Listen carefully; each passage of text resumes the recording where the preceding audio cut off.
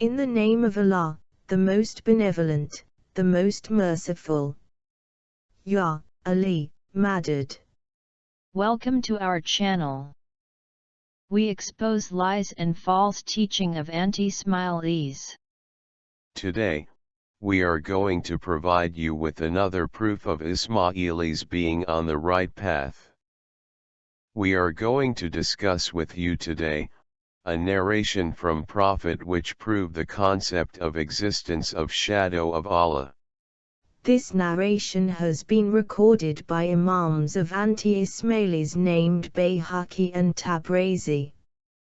Couple of centuries ago, one of the dignitaries of anti-Ismailis, Ismail Helwi, also quoted this hadith.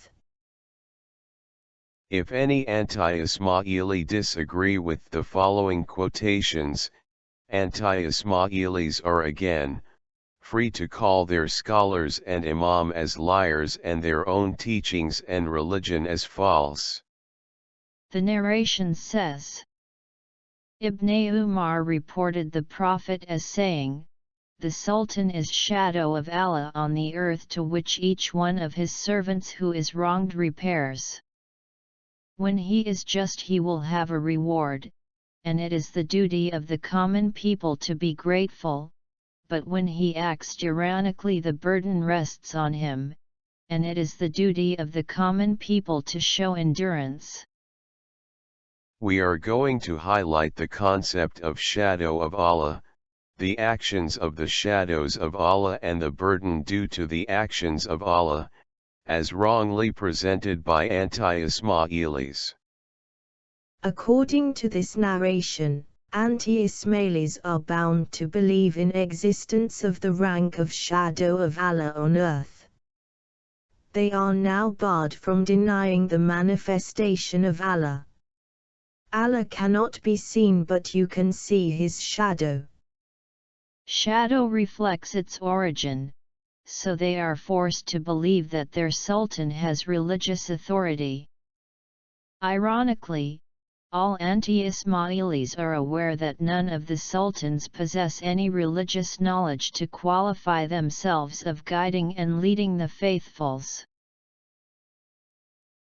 Let's think, if Sultan is the shadow of Allah, what is the rank of the Holy Prophet in terms of the closeness to Allah? This narration, regardless of whoever the Sultan is, orders to be obedient to the shadow of Allah. Refer to our series on Ibn Jawzi on our channel, where he mentioned how oppressive and ignorant his sultan used to be. Some of the sultans became sultan by killing their predecessors. Is that what this narration meant? This is what anti-Ismailis are preaching throughout the centuries? As there is consensus on the ignorance of sultans, following them will not lead to right path and salvation.